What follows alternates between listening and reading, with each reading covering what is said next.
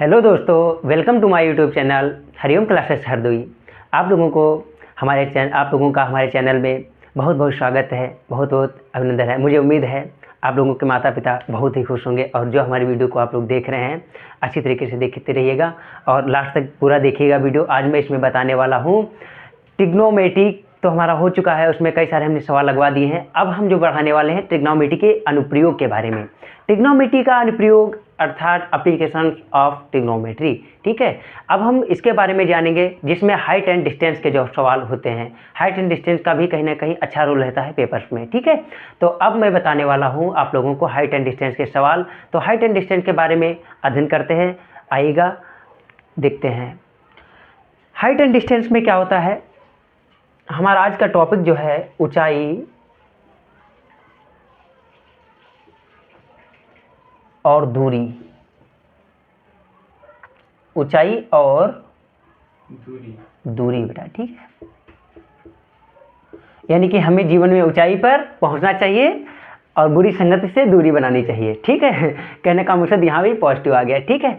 तो ऊंचाई और दूरी के जो सवाल होते हैं अच्छे सवाल होते हैं और हमें तो ऐसा लगता है कि ट्रिग्नोमेट्री पढ़ने के पश्चात यदि हाइट एंड डिस्टेंस तुम अच्छी तरीके से नहीं पढ़ रहे हो तो कहीं ना कहीं तुम ट्रिग्नोमेट्री का असली वाला मतलब नहीं जान पा रहे हो। रियलिटी बता रहे भाई, वहीं पे इसका ज़्यादातर उपयोग भी होता है और जनरल लाइफ में भी यहाँ पे पता चलता है कि कैसे हम उसका उपयोग कर पा रहे हैं। लोग कहते हैं ना साइन थीटा टेन थीटा का प्रयोग कहाँ पर होता है, तो अब मैं इसमें ये भी बताने वाला हूँ कि साइन थीटा कास थीटा का प्रयोग जीवन में कैसे होता है, लाइफ में कैसे होता है, कैसे दुनिया निकाली जाती है, पूरा माहौल बनाना पड़ेगा, ठीक है। तो देखते हैं ऊंचाई और दूरी के सवाल। इसमें बेटा कुछ नहीं होता है, केवल दो एंगल होते हैं। पूरा खेल किस पे है, दो एंगल पे है। दो एंगल पर पूरा खेल है। तो सबसे पहला जो एंगल होता है वो एंगल होता है उन्नयन कोण। कौन सा?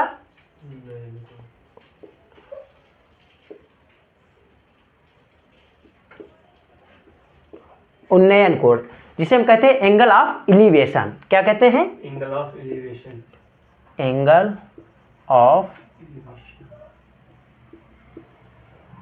एलिवेशन, ठीक है। और दूसरा क्या होता है? दूसरा कोण होता है अवनमन कोण। कौन सा कोण होता है? अवनमन कोण। तो अवनमन कोण के बारे में अभी विशेष चर्चाएं और आगे से हम बहुत डिटेल चर्चाएं करने वाले हैं। अवनमन कोण, तो ये भैया हमने लिख लिया अवनमन कोण। इसका क्या होता है, इंग्लिश में बोलते हैं बेटा इसको angle of depression, dispersion. Angle of dispersion बोलते हैं इसको। क्या बोलते हैं बेटा? Angle of dispersion. Angle of dispersion बोलते हैं, angle of depression, angle of depression है, ठीक है। PRESSION, angle of depression. तो दोस्तों जो सेकेंड वाला एंगल है उसे हम क्या बोलते हैं? एंगल ऑफ डिप्रेशन, ठीक है। अब ये देखिएगा, इसको हम उन्नयन कोण बोलते हैं, इसको क्या बोलते हैं? अवनमन कोण। अब देखिएगा अवनमन कोण और उन्नयन कोण क्या क्या होता है, ठीक है। उन्नयन कोण का मतलब ये होता है, इसकी विशेष चर्चा जो है इसके डिटेल में हम देखते हैं। चलो भाई देख लेते हैं उन्नयन कोण क्या होता है। उन्नयन कोण जो होता है, यदि कोई व्यक्ति ऊपर की ओर देखे, ऊपर की ओर देखने का मतलब ऐसा हम कह रहे हैं जैसे तुम नीचे हो, तुमसे कहा जाए कि कोई खंभा देखो जाके, ठीक है। तो खंभा देखने के लिए तुम अपना सिर क्या करोगे? अरे भैया नीचे की ओर थोड़ी ले जाओगे, खंभे कहीं नीचे थोड़ी होते हैं, खंभे तो ऊपर की ओर होते हैं। तो हम अपना सिर चेहरा क्या करेंगे? ऐसे करेंगे। कैसे करेंगे? ऐसे ऊपर की ओर उठाएंगे। तो ऊपर की उठाने का मतलब जब हम नीचे से अपनी नज़रों को कहाँ ले जाते हैं? ऊपर की तरफ ले जाते हैं। नीचे से अपनी नज़रों को कहाँ ले जाते हैं? ऊपर की तरफ ले जाते हैं। तो ये जो हमारा एंगल बनता है जाके यहाँ से, वो हमारा जो ये एंगल बनाएगा वो उन्नयन कोण होगा। कौन सा कोण होगा बेटा? उन्नयन कोण।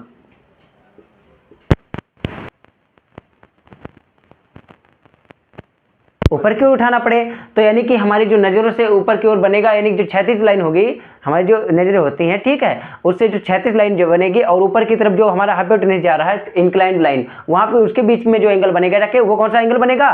वो एंगल बनेगा भैया उन्नयन कोण।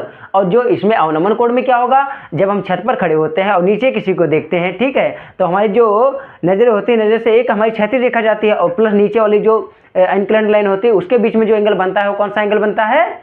अवनमन कोण बनता है, ठीक है। तो अब देख लेते हैं, थोड़ा इसके सवाल लगा लेते हैं, ठीक है। हाइट एंड डिस्टेंस के बहुत अच्छे अच्छे सवाल है, बहुत अच्छी तरीके से, बहुत इजी तरीके से समझ जाओगे, ठीक है, कुछ भी कठिन नहीं है। देखते भाई, यदि इसके बारे में तुमको समझ में आ गया हो तो बहुत अच्छी बात है। यहाँ पे लिख लो, इसमें सिर क्या करना पड़ता है, नीचे की ओर, जब किसी वस्तु को देखने के लिए सिर को नीचे की तरफ करना पड़े, किसी वस्तु को देखने के लिए नीचे की ओर देखना पड़े, की ओर देखना पड़े, ठीक है।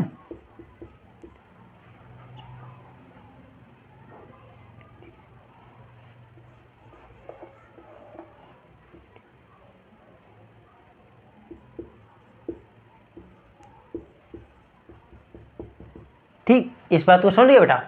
तो अब कोई दिक्कत वाली बात नहीं है। उन्नयन कोण और अनुमान कोण, इतना इंट्रोडक्शन था इसका, ठीक है। अब इसमें हम क्या लगा लेते हैं, सवाल लगाते हैं।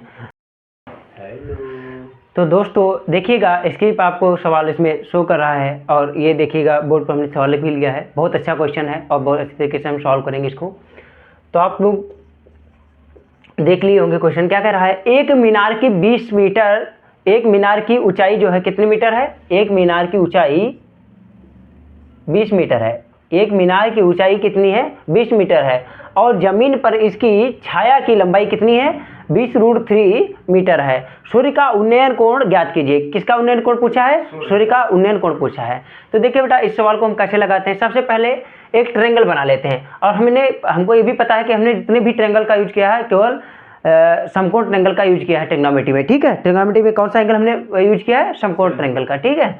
तो इसमें भी देखो कहीं ना कहीं वैसे बनेगा। एक मीनार की ऊंचाई, तो ये भैया हमने खड़ी कर ली मीनार, ये क्या हो गई हमारी मीनार, इसे तुतुम मीनार ना कहने लगना, ठीक है, ये मीनार हो गई हमारी, ठीक है। इस मीनार की ऊंचाई कितनी दे रखी है, 20 मीटर, ठीक है। और जमीन पर इसकी छाया की लंबाई, छाया मतलब समझ पा रहे हो बेटा, छाया होगी, छाया कहाँ गिरेगी जाके, छाया गिरेगी जाके जमीन पर।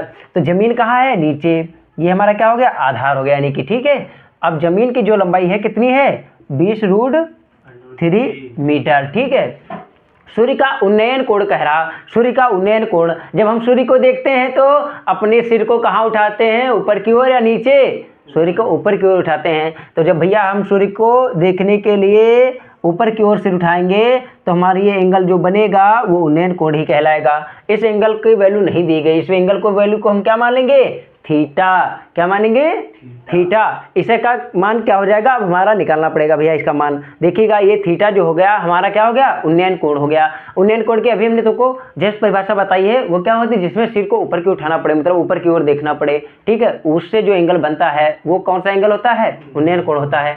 अब ध्यान दीजिएगा बेटा, इसको हम क्या मान लेंगे, ए फिर बी फिर सी, क्या हो गए, 3 नाम हो गए, इसके तीनों नाम लिख लिए गए, ठीक है, ए पॉइंट बी और सी, ठीक है भाई। नामकरण करना इसलिए इंपॉर्टेंट हो जाता है ताकि हमको ये पता चल जाए कि इसमें क्या होने वाला है, कैसे होने वाला।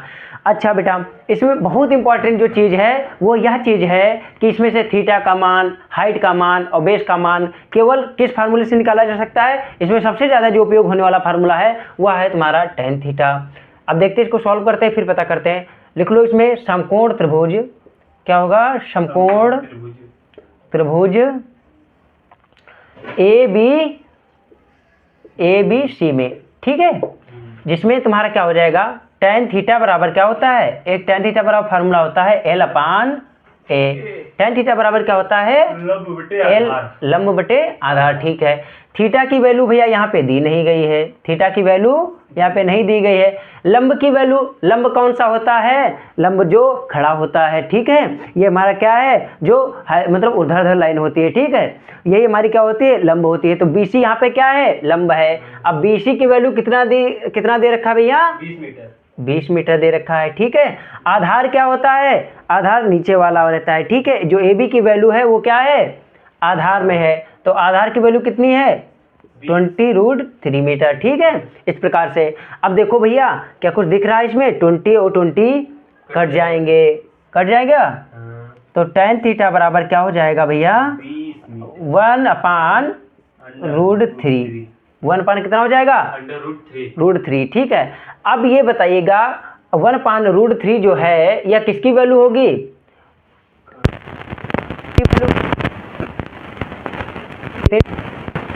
हमें tan 30 डिग्री का वैल्यू होता है, ठीक है। tan कितने डिग्री का वैल्यू होता है? 30 का। तो tan से tan कट गया, थीटा बराबर कितने डिग्री आ गया भैया? 30 डिग्री। तो सूर्य का उन्नयन कोण कितना हो गया? 30 डिग्री। तो यहाँ पर हमारा ये हो गया है, लग गया सवाल। और आप लोग इसको नोट कर लीजिएगा फटाफट। अब मैं लाने वाला हूँ नेक्स्ट सवाल। तो दोस्तों देखिएगा, फिर हमारा दूसरा क्वेश्चन आ गया है। ये भी सवाल बहुत अच्छा है और बहुत गजब का है। देखिएगा, आप लोग सवाल देख रहे होंगे, मैं पढ़ के बता रहा हूँ। 1.5 मीटर लंबा एक प्रेक्षक, क्या प्रेक्षक का मतलब जानता बेटा? प्रेक्षक का मतलब हम और आप, ये कोई भी है, ठीक है। प्रेक्षक का मतलब जो देखने वाला है। 1.5 मीटर लंबा एक प्रेक्षक एक चिमनी से 28.5 मीटर की दूरी पर है। प्रेक्षक कितनी दूरी पर है चिमनी से? 28.5 मीटर की दूरी पर है। उसकी आंखों से चिमनी के शिखर का उन्नयन कोण, उसकी आंखों से, किसकी? प्रेक्षक की आंखों से चिमनी के शिखर का उन्नयन कोण कितने डिग्री है? 45 डिग्री है। चिमनी की ऊंचाई बताइए। चलो भाई, बहुत अच्छा सवाल है, देखते हैं। चिमनी से जो प्रेक्षक की लंबाई, पहले प्रेक्षक यहाँ पे खड़ा कर लो। मान लिया कोई यहाँ पे आदमी खड़ा हो गया, यानी कि प्रेक्षक, ठीक है। उसकी लंबाई कितनी दे रखी बेटा इसमें? 1.5 मीटर भैया। तो यहाँ पे क्या कर लिए? 1.5 मीटर कर लिए। ये एक प्रेक्षक की लंबाई हो गई, ठीक है। फिर कह रहा है एक चिमनी से कितने मीटर दूरी पर है? तो चिमनी यहाँ पे हो गई। ये कौन सी हो गई? ये क्या हो गई? चिमनी। यहाँ से भैया निकलता है धुआं, और धुआं निकलने के पश्चात फिर क्या होता है? फिर होता है भैया ईंटें मिलती हैं, ईंटों से क्या बनता है? हमारा घर बनता है। तो देखते हैं, बात करते हैं, हमारी चिमनी खड़ी हो गई। ऐसी तो होती है चिमनी कुछ। तो यहाँ पे देखिएगा भाई थोड़ा, ये हो गया भैया हमारा चिमनी वाला मामला, ठीक है। तो चिमनी से हमारा क्या बन गया है? चित्र बन गया है। देखो चित्र बढ़िया दिल गए तो फटाफट वीडियो को लाइक कर दीजिएगा भाई, ये चित्र बढ़िया बनना है, ठीक है। तो यहाँ पे हमने प्रेक्षक को खड़ा कर दिया। अब प्रेक्षक फिर आगे देखिएगा क्या कह रहा है, उसकी आंखों से चिमनी के शिखर का उन्नयन कोण। अरे भैया फिर से आ गया उन्नयन कोण। उन्नयन कोण का मकसद क्या होता है? ऊपर की ओर सिर उठाकर देखना। अब हम चिमनी की ऊपर की ऊंचाई जो है कैसे देखेंगे? सिर को उठाएंगे ना, ऐसे भैया उठाएंगे, और फिर इसको क्या करेंगे? देखेंगे। अब इसको देखेंगे तो ये क्या बनाएगा? एंगल बना रहा है। वह एंगल कितने डिग्री दे रखा है? 45 डिग्री। तो यहाँ पे भैया हम क्या लिख लेंगे? 45 डिग्री। ये एंगल देखा है। और ये प्रेक्षक खड़ा है। प्रेक्षक की दूरी कितनी है?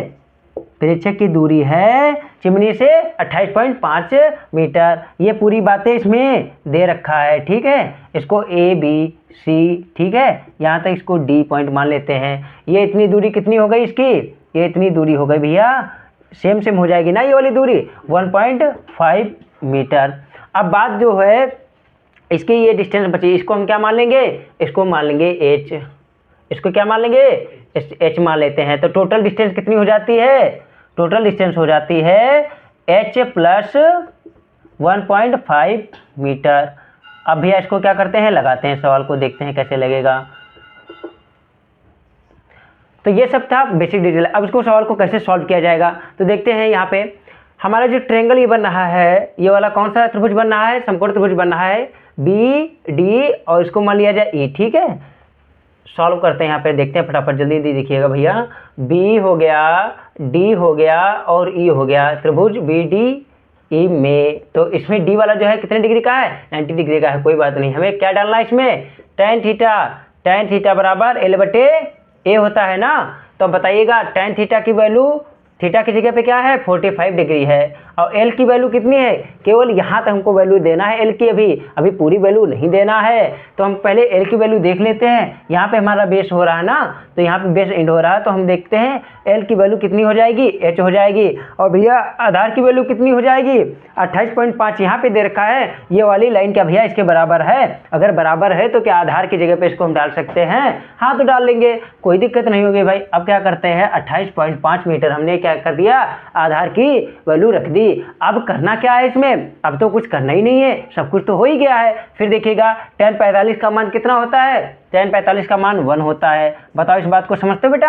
tan 45 का मान कितना होता है? 1 होता है। और H अपान कितना हो गया हमारा? 28.5, ठीक है। यदि यहाँ से हम इसकी मल्टीप्लाई इसमें कर दें तो क्या हो जाएगा? तिरछी वैल्यू, तिरछी गुणा कर दें इसमें, तो H बराबर हमारे पास हो जाएगा भैया 28.5 मीटर, ठीक है। लेकिन ये क्या हुई है, इसमें पूछ रहा है चिमनी की ऊंचाई, तो चिमनी की ऊंचाई तो भैया नीचे से पूरा काउंट करोगे ना। अभी वैल्यू किसकी आई है, केवल जो वैल्यू आई है इसमें अभी प्रेक्षक की लंबाई को हमको इंक्लूड करना पड़ेगा। ये केवल एच की वैल्यू आई है और हमने चिमनी की टोटल लंबाई कितनी है, अरे भैया चिमनी की टोटल लंबाई जो है, चिमनी की कुल लंबाई जो है भैया, कुल लंबाई h प्लस कितनी है 1.5 होनी भी चाहिए ना।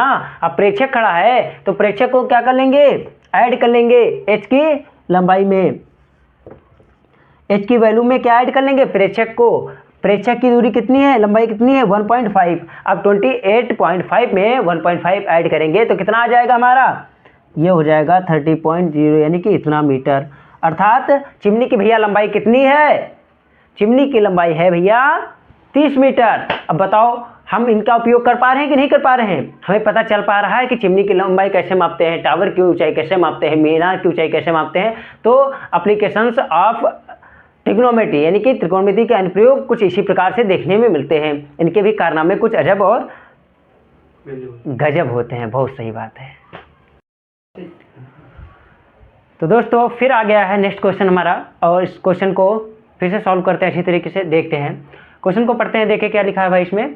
भूमि के एक बिंदु P से, भूमि के एक बिंदु P से एक 10 मीटर ऊंचे भवन के शिखर का उन्नयन कोण कितने डिग्री है, 30 डिग्री है। भूमि के एक बिंदु P से एक 10 मीटर ऊंचे भवन के शिखर का उन्नयन कोण 30 डिग्री है। भवन के शिखर पर ध्वज को लहराया गया। अरे भैया यहाँ पे तो झंडा गाड़ दिया गया है, एकदम ध्वज को लहराया जा रहा है। फिर देखते हैं क्या है, और P से ध्वज के शिखर का उन्नयन कोण 45 डिग्री है। कितने डिग्री है, 45 डिग्री है। ध्वज दंड की लंबाई और बिंदु P से भवन की दूरी ज्ञात कीजिए। अरे भैया ये तो अच्छा सवाल है और बढ़िया भी सवाल है। इसमें देखिएगा उन्नयन कोण दो बार कितना दे रखा है, 30 डिग्री और 45 डिग्री दे रखा है। चलो भाई सॉल्व करते हैं, और बहुत अच्छा क्वेश्चन है। सबसे पहले इसको कैसे सॉल्व करेंगे, देखिएगा फिगर बनाना पड़ेगा। ऐसे सवालों में जरूर फिगर बनाइएगा, बिना फिगर के सॉल्व करोगे तो कहीं ना कहीं क्या हो जाएगा, सॉल्व गड़बड़ हो जाएगा और अच्छी तरीके से सॉल्व नहीं हो पाएगा। ठीक है, लाइन को पढ़ते हैं और लाइन बाई लाइन अपना फिगर भी तैयार कर लेते हैं। भूमि के एक बिंदु P, भूमि कहाँ है, यहाँ पर भूमि है, यहाँ पर क्या भैया भूमि है। भूमि का एक बिंदु कोई P ले लिया गया, ठीक है, से एक 10 मीटर ऊंचे भवन, 10 मीटर की ऊंचाई का एक भवन बना लो भाई। ये हमारा हो गया भवन, ठीक है, ये क्या हो गया, भवन की ऊंचाई मान लिया गया, ठीक है। अब भवन कैसा सुहाना है, सुंदर है, कैसा भी हो आप लोग कमेंट में बताना, ठीक है। ये भैया भवन की विंडो, खिड़कियाँ और ये पूरा भैया भवन है यहाँ पे पूरा हमारा, ठीक है। इतना बड़ा भवन बढ़िया तरीके से, हालांकि भवन को एकदम एक लाइन से ही दर्शाएं तो ज़्यादा अच्छा रहेगा, तो इसको हटा देते हैं भाई, कहीं ना कहीं ये सही नहीं है। ये हमारा है 10 मीटर का भवन है। कितने मीटर का है, 10 मीटर का भवन है, ठीक है। अच्छी खासी ऊंचाई हुई है 10 मीटर। अब क्या है, 10 मीटर के भवन के शिखर, भवन का शिखर कहाँ है, यहाँ पर है। भवन का शिखर कहाँ पर है, यहाँ पर है। शिखर का उन्नयन कोण 30 डिग्री है। अब भवन के शिखर का उन्नयन कोण हमको पता है भाई, शिखर देखने को कह रहा है, तो शिखर देखने का मतलब क्या करेंगे, सिर को ऊपर उठाएंगे। अब जब सिर को ऊपर उठाते हैं तो वही तो हमारा उन्नयन कोण होता है। अरे भैया काहे बार बार वही बात बोलते हो, कह दो तो भाई हमको ये बात पता चल गई है ना, तो चलो ये तुमको पता चल गई तो बहुत अच्छी वाली बात है। और ये हमारा क्या हो गया, शिखर हो गया, और शिखर से हमने क्या कर लिया, इसको ऐसे कनेक्ट कर दिया, और साथ साथ में हमारे कितने डिग्री का एंगल हो गया, 30 डिग्री का एंगल हो गया। अब आगे पढ़ते हैं, क्या कह रहा है, भवन के शिखर पर ध्वज को लहराया गया है। अब भैया यहाँ पे झंडा गाड़ दो, ये देखो भैया झंडा लगा लिया गया, ये हमारा विजयी विश्व तिरंगा प्यारा यानी झंडा फहराने लगे, ठीक है।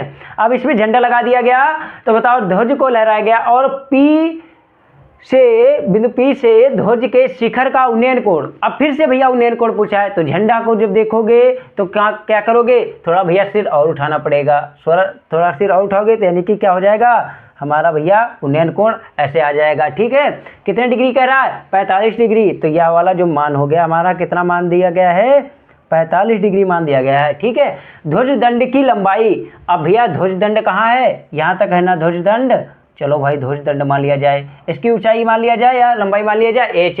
बिंदु P से भवन की दूरी ज्ञात कीजिए। बिंदु P ये है और भवन हमारा कहाँ पे है, यहाँ पे। इसका नाम दे दो A, इसका नाम दे दो B, इसका नाम दे दो C। तो इसकी क्या निकालना है हमको, इसकी भैया निकालना है दूरी, इसको मान लेते हैं x, इसको क्या मान लेते हैं x, और ये कितना दे रखा है 10 मीटर दे रखा है। अब इधर तो हमारा फिगर तैयार हो गया, मुझे उम्मीद है कि तुम्हें फिगर बढ़िया से समझ में आया होगा। अब देखते हैं भाई इसकी कैलकुलेशन। यहाँ पर सबसे पहले क्या करते हैं, हम कौन सा ट्रेंगल लेते हैं PAB, यहाँ पे लिखो भैया ट्रेंगल PAB में। अच्छा तुमको एक बात तो हमने पहले बता दी है कि sine theta cos theta tan theta, यानी कि जो इसमें होता है टेन थीटा का ज़्यादा उपयोग किया जाता है। टेन थीटा का फिर से इसमें क्या लगाएंगे फार्मूला, हमें पता है टेन थीटा बराबर क्या होता है, टेन थीटा बराबर होता है L/A। अच्छा जब टेन थीटा बराबर L/A होता है तो L का मान कितना है, अरे भैया लंब यही तो है ना, AB हमारा क्या है लंब है, तो लंब की जगह पे कितना दे रखा है वैल्यू 10 मीटर दे रखी है, तो यहाँ पे हम क्या कर लेंगे 10 मीटर लिख लेंगे। और फिर क्या है A मतलब आधार, बेस कितना हमने माना है x माना है, तो यहाँ पे क्या कर लेंगे x। अच्छा यहाँ पे थीटा तो नहीं लिखेंगे ना, थीटा की जगह पे क्या आएगा हमारा, थीटा की जगह पे आ जाएगा हमारा 30 डिग्री। 30 डिग्री क्या दे रखा है उन्नयन कोण। क्या ये बात पल्ले पड़ी, समझ में आई? अरे भाई जल्दी जल्दी ये समझ में आ रही है तो फटाफट वीडियो को लाइक काहे नहीं कर देते हो, जल्दी जल्दी लाइक कर दो। और अब देखते हैं tan 30 का मान कितना होता है, tan 30 का मान होता है 1/√3। फिर क्या हो जाएगा 10/x। बताओ भाई यहाँ पे कुछ गड़बड़ से तो नहीं हुआ, कुछ ज़्यादा तो नहीं स्टैंडर्ड हो गया। देखते हैं क्या है tan 30 का मान कितना होता है 1/√3, यही डाल दिया हमने, कुछ भी ज़्यादा नहीं बदला भाई। अब क्या करते हैं ऐसे तिरछी मल्टीप्लाई, ऐसे ही मल्टीप्लाई करेंगे तो x की वैल्यू कितनी हो जाएगी 10√3 हो जाएगी। बहुत बढ़िया बात बताने वाला हूँ, आगे थोड़ा बने रहेगा वीडियो में। अब जल्दी जल्दी तुमको फिर सॉल्व करवाना है इसको। देखिएगा अभी सवाल सॉल्व नहीं हुआ है, अभी x की वैल्यू यानी कि बेस की वैल्यू आई है और पूछा क्या है ध्रुव दंड की लंबाई, यानी कि ध्रुव दंड की लंबाई कितनी होगी, अभी h निकालना हमारा क्या है बाकी है। तो h कैसे निकलेगा, h किस वाले त्रिभुज में पड़ रहा है जाके PAC। तो अब चलते हैं कहाँ, अरे कहीं दूसरी जगह नहीं भैया, अपने सवाल में यही चलते हैं ना। तो ट्रेंगल PAC, अब ट्रेंगल PAC में देखो भाई क्या होगा, ट्रेंगल PAC में क्या हो जाएगा tan 45 डिग्री दे रखा ना, कितना डिग्री दे रखा, अरे भैया बड़ा वाला 45 डिग्री। अरे क्या ये समझ में आया कि 30 डिग्री कैसे होता है 45 डिग्री कैसे होता है, इतने ही समझ में आया। तो एक मिनट इधर देख लो भैया, ये क्या है, ये कितने डिग्री का एंगल दे रखा है, ये भैया एंगल दे रखा हमारा, यहाँ पे कौन सा एंगल है 90 डिग्री है। अच्छा चलो भाई यहाँ पे क्या करते हैं, इस 90 डिग्री को ऐसे बने रख दीजिएगा। अब ये इसको हम थोड़ा ऐसे झुकाते हैं, ठीक है। तो ये कितने डिग्री का एंगल हो जाएगा 90 डिग्री से थोड़ा कम हो जाएगा। अच्छा इसको, ये हमारा 90 डिग्री फिर हो गया, फिर इसको ऐसे कर लेते हैं, ये थोड़ा और झुका दे तो बताओ तुम्हें क्या लग रहा है, 90 डिग्री से कुछ ज़्यादा ही कम होगा। तो ज़्यादा कम 30 है कि ज़्यादा कम क्या है 45, जो 45 है वो कहीं ना कहीं क्या है 90 डिग्री से थोड़ा कम है, ठीक है। उसके बाद फिर क्या है 90 डिग्री से जो बहुत ज़्यादा कम हो, कितना डिग्री कितना है 45 डिग्री, तो यानी 45 डिग्री ज़्यादा झुकेगा। तो भैया कौन ज़्यादा झुक रहा है 45 वाला, ये नहीं 30 वाला क्या है ज़्यादा झुकेगा, सॉरी 30 वाला जो है भैया क्या हो रहा है ज़्यादा झुकेगा। 30 वाला क्या हो गया ये ज़्यादा झुक रहा है, और 90 डिग्री वाला क्या है भैया थोड़ा थोड़ा 90 डिग्री से कम होता जा रहा है। 45 डिग्री वाला जो है 90 डिग्री से क्या होता जा रहा है कम होता जा रहा है। तो यहाँ पे अब हमको पता चल रहा है क्या, इस बात को सीख गए तुम। अरे भैया ये देखो हमने ट्रेंगल बनाया है 90 डिग्री वाला, कितने डिग्री है यहाँ पे 90 डिग्री है। अब 90 डिग्री से इस वाली लाइन को नीचे की ओर लचाए इधर की तरफ, तो कितना ये थोड़ा लचाएंगे तो पूरा कहीं ना कहीं कितना बन जाएगा आके 45 डिग्री बन जाएगा। और 45 डिग्री से थोड़ा और नीचे की ओर ले जाएंगे तभी तो 30 डिग्री बनेगा जाके। तो 30 डिग्री वाला क्या हो गया हमारा भैया ज़्यादा झुकेगा नीचे की तरफ, तो यानी 30 डिग्री वाला ये वाला हो गया और 45 डिग्री वाला ये वाला हो गया। तो इसमें tan 45 डिग्री में क्या हो जाएगा तुम्हारा पूरा वैल्यू, इसका जो है लंब कितना हो जाएगा A और C पूरी लंबाई होगी इसकी लंब की। तो पूरा लंब हम कितना मान लेंगे इसमें, ये h दे रखा है ये 10 दे रखा भैया, तो h और 10 दे रखा है, तो इसमें क्या कर लेंगे h और 10 है तो इसको भैया हम क्या कर लेंगे h + 10 कर लेंगे। अरे बताओ भैया h + 10 हो जाएगा या नहीं हो जाएगा। और फिर क्या आ जाएगा हमारा h + 10 के बाद आ जाएगा भैया, h + 10 के बाद आ जाएगा आधार। तो यहाँ पे हम क्या कर लिए 10 + h, कुछ भी कर सकते हो, कोई दिक्कत वाली बात नहीं है। अब x की वैल्यू कितनी है हमारे पास, x की वैल्यू ऑलरेडी यहाँ पे निकल चुकी है 10√3। तो यहाँ पे क्या हो गया L/A, यानी कि L की वैल्यू कितनी है h + 10 और अपान में आधार की वैल्यू कितनी हो गई भैया, आधार है हमारा 10 + 10√3, तो यहाँ पे रख लेंगे ना वैल्यू। अरे जल्दी जल्दी रखते जाओ, जल्दी जल्दी रखते जाओ, फटाफट हो गया भैया। अब tan 45 का मान कितना होता है, tan 45 का मान होता है 1, तो 1 बराबर क्या हो गया h + 10 अपान कितना हो गया 10√3। 3। अब बताओ h प्लस 10/√3 ये क्या हो गया, h प्लस 10/10√3। अब इसकी मल्टीप्लाई 1 से इधर से करा देते हैं तो 10√3 हो जाएगा, 10√3 h प्लस क्या हो गया 10। अब क्या हो जाएगा, ये 10 हम इधर भेज देंगे इसके पास तो क्या हो जाएगा भैया 10√3 माइनस का 10 बराबर हो जाएगा h। अब यहाँ से 10 क्या कर लेंगे, कॉमन ले लेंगे तो कितना बचेगा भैया, चलो इसको सॉल्व कर लेते हैं। यहाँ पर फटाफट देख लीजिएगा, इतने में 10 यहाँ से कॉमन ले लिए तो क्या हो गया 10 ब्रैकेट में √3 माइनस 1 बराबर कितना हो गया भैया h। ये हमारी क्या हो गई दूरी। अभी थोड़ा √3 का यदि वैल्यू हमको पता हो तो हम डाल सकते हैं। देखो इसमें दो काम और का लेना है तुमको, एक चीज़ याद रखना है, √3 की जो वैल्यू होती है वो होती है 1.732 और √2 की जो वैल्यू होती है वो 1.414। ये दोनों याद रखिएगा, ये इस प्रकार के सवालों में उपयोग किए जा सकते हैं, ठीक है। तो √3 की यदि वैल्यू डाल देंगे 1.732 माइनस का 1 हो जाएगा तो क्या बचेगा भैया 10, यहाँ पे 0.732 तो ये क्या हो जाएगा, इसे मल्टीप्लाई कर देगा तो 7.32। ये किसका वैल्यू आ गया भैया, h का वैल्यू आ गया। बताओ भैया ये h का वैल्यू आ गया कि नहीं आ गया, हमारा ध्वजदंड की लंबाई आ गई। ध्वजदंड की लंबाई हमने क्या मानी थी h, तो h का वैल्यू क्या हो गया 7.32 मीटर। भैया इसको क्या कर लोगे मीटर, क्योंकि सभी वैल्यू किसमें दे रखे हैं मीटर में, तो h की वैल्यू क्या आ गई, यहाँ पे लिख लो 10√3 और h की वैल्यू कितनी आ गई भैया, h की वैल्यू आ गई 7.32, ये हमारी क्या हो गई h की वैल्यू आ गई। अब पता चल गया ध्वजदंड की लंबाई। तो हमने ऐसे सवाल को किया। यदि सवाल अच्छा लगा हो तो प्लीज़ हमारे चैनल पे नए आए हो तो सबसे पहले तो चैनल को सब्सक्राइब कर लीजिएगा, क्योंकि मैं बहुत जल्दी इसका सिलेबस कंप्लीट कराने वाला हूँ और सभी दिन प्रत्येक दिन अच्छी वीडियोज़ आने वाली हैं तुम लोगों के लिए, ठीक है। तो आज मैं इसमें त्रिकोणमिति के अनुप्रयोगों के बारे में बताया। अब दोस्तों फिर हमारा आ गया नेक्स्ट क्वेश्चन, और आप लोग देख रहे होंगे लगातार हमने 3 क्वेश्चन करा रखे हैं और ये हमारा 4th क्वेश्चन हो गया, ठीक है। इस क्वेश्चन को पढ़ते हैं और देखते हैं, ये भी बहुत इंटरेस्टेड क्वेश्चन होने वाला है। अरे भैया लिखा है क्षैतिज तल पर स्थित, कहाँ पर स्थित, क्षैतिज तल पर। अरे मीनार कहाँ होती है, क्षैतिज तल पर ही तो स्थित होती है भैया। फिर क्या है, क्षैतिज तल पर स्थित एक मीनार की परछाई सूर्य का उन्नयन कोण 60 डिग्री से बदलकर 30 डिग्री हो जाता। फिर भैया कोण बदल गए तो हम भी बदल जाएंगे। कोण बदलने का मकसद क्या हो गया, 60 डिग्री से बदलकर 30 डिग्री होने पर 40 मीटर बढ़ जाती है। क्या बढ़ जाती है, परछाई बढ़ जाती है, किसकी, मीनार की। तो भैया क्या करते हैं सबसे पहले, अरे भैया सबसे पहले करते हैं मीनार को खड़ी करते हैं। मीनार को बनाने में बहुत टाइम लगा था, हमारी मीनार ऐसे ही बन गई। अब मीनार बन गई भैया, तो मीनार बन गई तो इसको क्या कर लेते हैं, थोड़ा और अच्छा बना लेते हैं। मीनार बनने में थोड़ा तो टाइम लगना चाहिए ना भैया। तो ये मीनार हो गई हमारी भैया, ये हो गई हमारी मीनार। हालांकि बढ़िया नहीं बनी होगी तब भी बढ़िया बन गई है, ठीक है।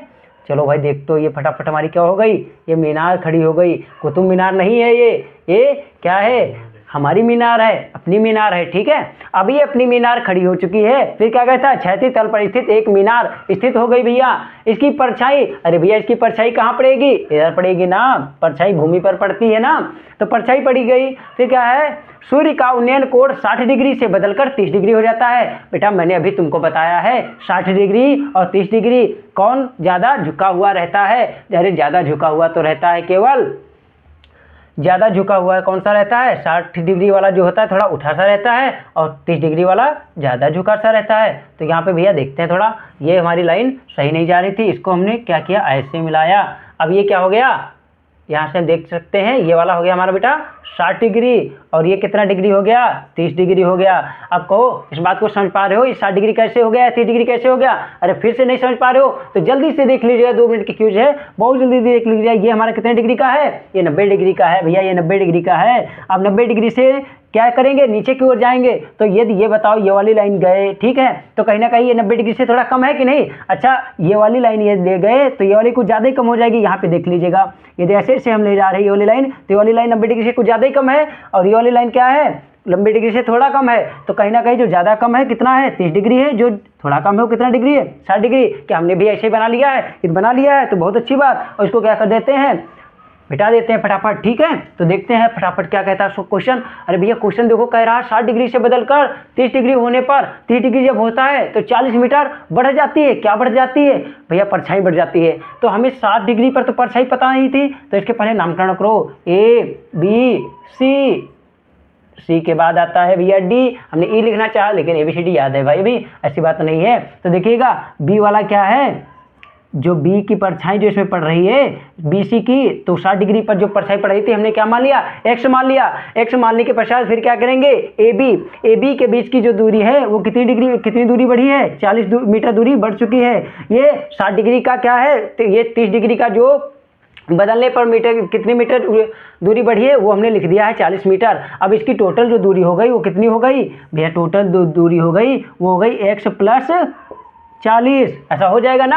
अरे भाई आगे देख लेते हैं क्या कह रहा है, मीनार की ऊंचाई ज्ञात कीजिए। अरे भैया मीनार की ऊंचाई ज्ञात कीजिए, ज्ञात हो जाएगी। देखते हैं इसकी क्या मान लेंगे, h मान लेंगे। मीनार की ऊंचाई क्या हो गई, h हो गई। अब हमको मीनार की ऊंचाई ज्ञात करना है, तो सबसे पहले क्या करेंगे, हमारे पास दो ट्रायंगल हो गए। दो ट्रायंगल कौन कौन सा, एक BCD हो गया और एक ACD हो गया। तो जल्दी जल्दी करते हैं भाई, जल्दी जल्दी दिखते जाइएगा, फटाफट फटाफट फटाफट देखते रहिएगा भैया। तो पहले ट्रायंगल, कौन सा ट्रायंगल, ट्रायंगल ए वाला ना लो भैया, ट्रायंगल सबसे पहले लो BCD वाला। ट्रायंगल BCD में क्या करेंगे, tan का मान रखेंगे। tan 60 डिग्री बराबर क्या हो जाता है, लंब बटे आधार। लंब कितना हो गया, लंब भैया h ही रहेगा। और आधार कितना हो जाएगा, अरे आधार क्या लिया जाएगा, जल्दी जल्दी बताओ, x आधार लिया जाएगा कि x प्लस 40 क्या लिया जाएगा भैया। 60 डिग्री यहाँ तक है और यहाँ से यहाँ तक की दूरी कितनी है, x है। तो यहाँ पे हम क्या कर लेंगे, आधार की दूरी हो गई हमारी x, जो हमने माना है। कोई रियल वैल्यू हमारे पास अभी नहीं है। tan 60 डिग्री का मान कितना होता है, tan भैया 60 डिग्री का मान, अरे ये तो भाई हमको पता है, पहले से हम पढ़ चुका हूँ, तो हमें अच्छी तरीके से पता है। tan 60 डिग्री का मान कितना होता है, √3। तो h/x, तो इसका कितना वैल्यू आ गया, √3x। ये कितना वैल्यू हो गया, h का वैल्यू हो गया भैया। अरे जब h का वैल्यू इतना निकल आया तो अब क्या करेंगे, ट्रायंगल किस में जाएंगे, ACD में। देखो भाई ट्रायंगल ACD में क्या करेंगे, ACD में जब जाएंगे तो tan कितने डिग्री का मान दे रखा है, 30 डिग्री का मान दे रखा है। तो यहाँ पे क्या कर लेंगे, tan 30 डिग्री कर लेंगे।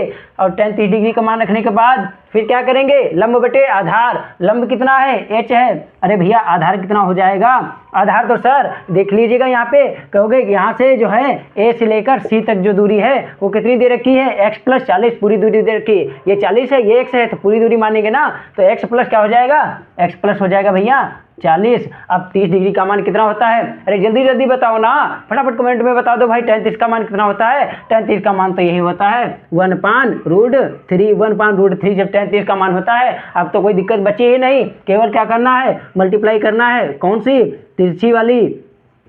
फटाफट भैया क्या करा देते हैं, ऐसे मल्टीप्लाई। तो क्या हो गया, x प्लस 40 बराबर क्या हो गया, √3h। अरे हमें ये पहले से पता है, इसको यदि हम समीकरण फर्स्ट मान लें और इसको समीकरण सेकंड मान लें तो क्या हमें पास कोई दिक्कत हो जाएगी। h की वैल्यू हमारे पास कितनी है, √3x दे रखा है। तो यहाँ पे सॉल्व कर लेते हैं, x प्लस 40 बराबर √3 की मल्टीप्लाई √3x से कर लेंगे।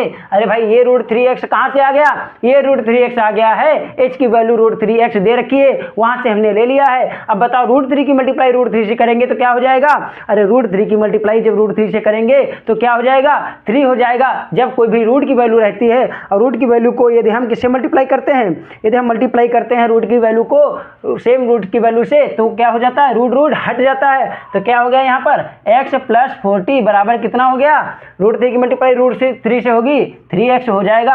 अब देख लीजिएगा भाई, ये x इधर है, ये 3x है, तो इनको क्या कर देते हैं, एक साइड कर देते हैं। ये 3x है, इधर क्या क्या है, ये भैया है x। अब ये कैसा x है, अरे भैया ये प्लस में है, तो इसको दूसरी जगह ढकेलोगे तो कहाँ जाएगा भैया, माइनस में चला जाएगा। ठीक है, अब देख दीजिएगा भैया जल्दी जल्दी, 40 बराबर कितना हो गया, 3x में से x गया, 3x में से x गया तो बचेगा सर 2x। ठीक है, ये x जो है, x के मल्टीप्लाई में क्या है, 2 है ना, तो 2 कहाँ चला जाएगा, 40 के नीचे। तो 40 के नीचे जब 2 चला गया तो क्या हो गया आंसर हमारा, x की वैल्यू कहीं ना कहीं आ गई 20। अब x क्या हो गया भैया, x की वैल्यू आ गई 20। अब देखिएगा पूरी वैल्यू कितनी आ जाएगी, x की वैल्यू यदि 20 रख देंगे और 40, टोटल वैल्यू कितना हो गया, 60 मीटर हमारा क्या हो गया, बेस हो गया। और हाइट कितना है, हाइट है भैया हमारा यहाँ पे h बराबर √3x दे रखा है, तो √3x, x की जगह पे क्या हो गया 20, यानी कि √3 क्या हो गई, h की दूरी हो गई। तो ये वाली भैया 20 √3 हो गया, और ये क्या हो गया 60 सेंटीमीटर हो गया। तो आपको फटाफट लग गया, देख लीजिएगा सवाल। अब आप फटाफट क्या कर दें, ये सवाल समझ में आ गया होगा तो वीडियो को जरूर लाइक करिएगा। और से क्योंकि चैनल को सब्सक्राइब करने के पश्चात क्या आएगी, आपके पास वीडियो आएगी। अब वीडियो जब आएगी तो हमारी वीडियो फटाफट देखोगे और अच्छे तरीके से मैथ को समझोगे। ऑल द बेस्ट, और अब मिलते हैं नेक्स्ट वीडियो में। तब तक के लिए जय हिंद।